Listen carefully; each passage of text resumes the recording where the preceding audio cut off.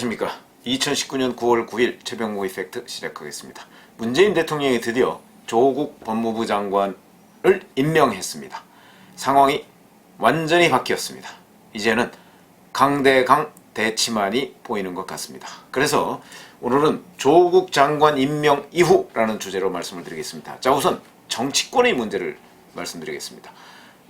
문재인 대통령이 조국 장관을 임명하자 우선 한국당은 지금 현재 이 시각 현재 의원총회를 열고 있습니다. 의원총회가 끝나면 청와대 앞으로 가서 규탄 집회를 연다고 하는데, 문재인 대통령의 지금 일방통행식 국정운영 상황을 보면 한국당의 규탄 집회 정도는 아랑곳하지 않는다 하는 것으로 보입니다. 그러니까 한국당은 한국당대로 대여투쟁 수위를 최고조로 끌어올릴 것이고, 이 문제가 앞으로 이 전국에 깊은 주름살을 남길 것이고, 그것이 곧 여야 간에 이제 협치 상생은 없다 국면으로 갈 것으로 보입니다. 자, 우선 한국당은 규탄 집회에 이어서 앞으로 해임 건의안을 제출한다고 합니다. 해임 건의안 과반수 찬성으로 이루어질 수 있는 것이죠. 그러니까 한국당이든 민주당이든 과반이 안 됩니다. 그러다 보니까 이제 어차피 정의당은 뭐 민주당 편이고, 그런데 이제 바른미래당은 사실 양갈래로 갈려져 있었죠. 손학규 대표 측과 안철수 전 대표 측으로 크게 나뉘어지긴 했지만, 그것이 이번에 조국 법무장관에 관해서는 하나로 뭉쳐지는 듯이 보입니다. 현재까지는 그렇습니다. 그런 점으로 봐서는 바른미래당은 한국당과 노선을 같이 할 가능성이 매우 높고, 민주평화당은 현재까지 국면에서 보면 한국당의 손을 들어주는 듯, 그러니까 조국 법무장관에 대해서 반대하는 듯한 국면이었지만 기본적으로 그 호남을 지지 기반으로 하고 있습니다. 그렇기 때문에 아마도 호남의 민심은 아직도 사실은 조국 법무장관에 대해서 조금 더 우호적입니다. 그런 민심을 따라갈 가능성이 저는 높다고 봅니다.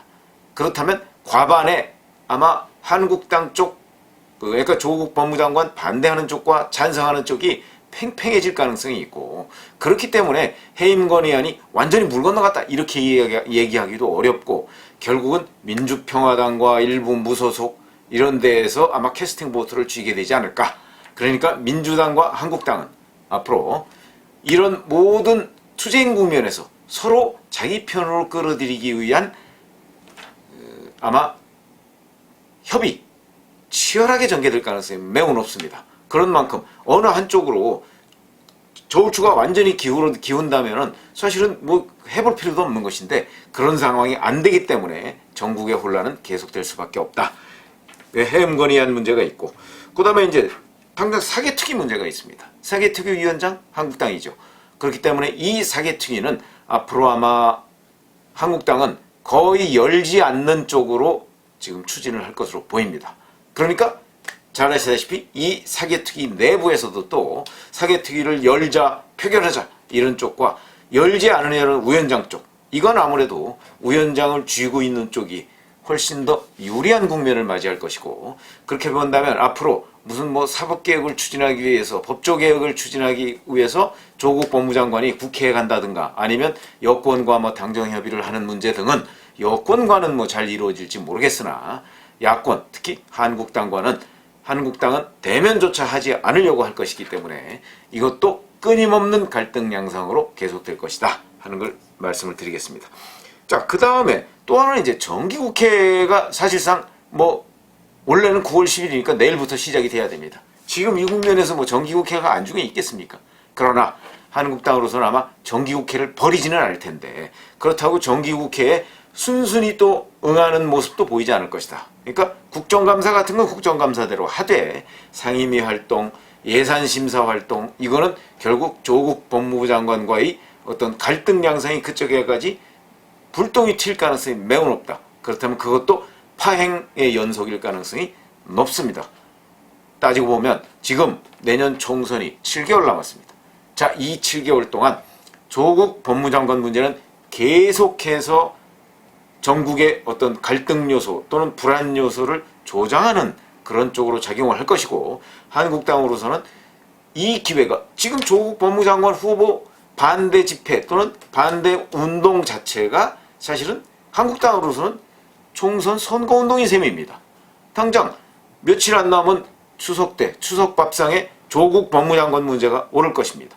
그때 물론 아직도 한 뭐 예를 들어서 한 40% 가까운 쪽에서는 아니 뭐 그 법무장관 임명이 아직 문재인 대통령 조금 전에 대국민 메시지와 마찬가지로 뭐 개인 관련한 무슨 의혹이 지금 뚜렷하게 드러나는 거 없지 않느냐라고 얘기를 할 가능성이 있고, 그러나 60%에 가까운 국민들은 그 무슨 말도 안 되는 소리냐, 당장 동양대 총장에 대해서 증거인멸 교사 이거는 명백하지 않느냐, 그리고 그거에 대한 녹취록도 있다고 지금 얘기를 하고 있는데 이 무슨 말도 안 되는 얘기냐 하는 쪽으로 얘기를 할 것이고, 그 다음에 당장 사모펀드, 이른바 조국펀드 관련해서도 사실은 그 이상훈 전 대표나 그 다음에 그 그러니까 코링크에서 투자한 회사의 대표가 지금 구속영장이 청구된 상태입니다.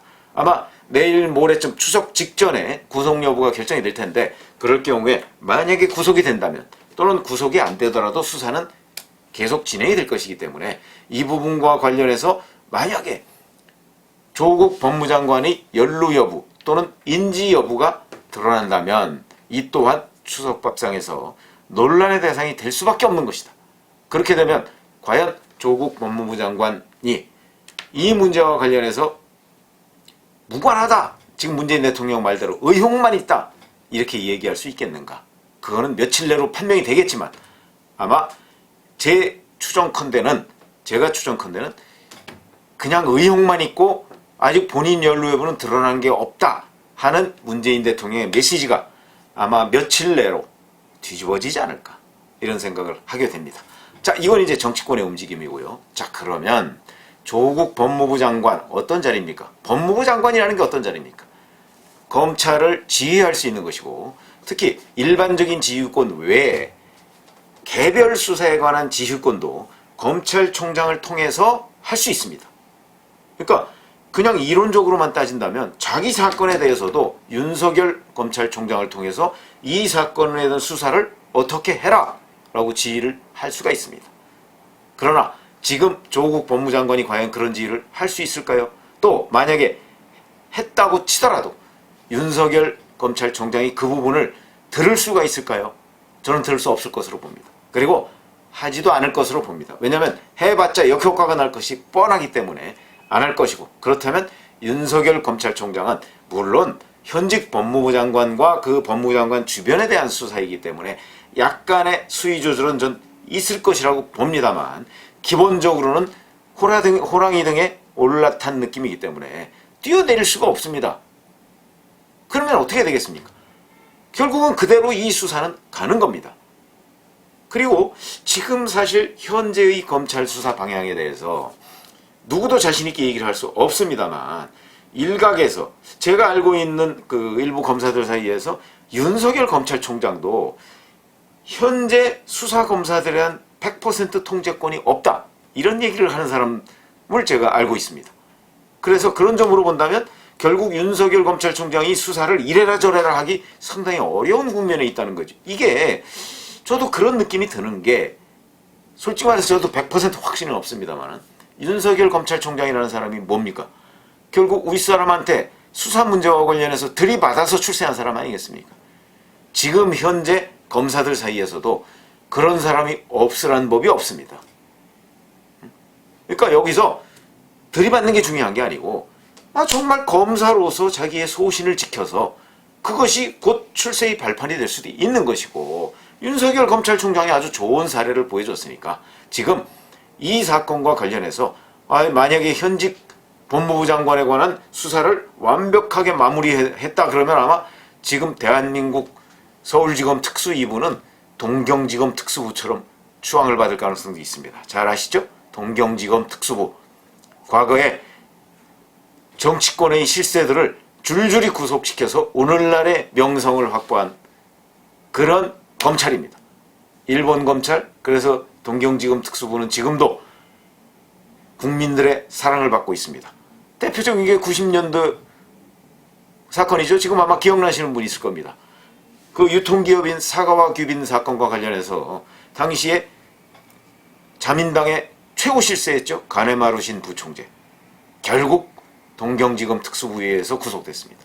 그런 것들이 누적되면서 동경지검 특수부가 오늘날에 그 국민의 신뢰를 받는 검찰로 다시 태어나게 된 것이지, 동경지검 특수부도 옛날부터 뭐 그렇게 시시비비를 가려가면서 수사하던 곳 아니었습니다.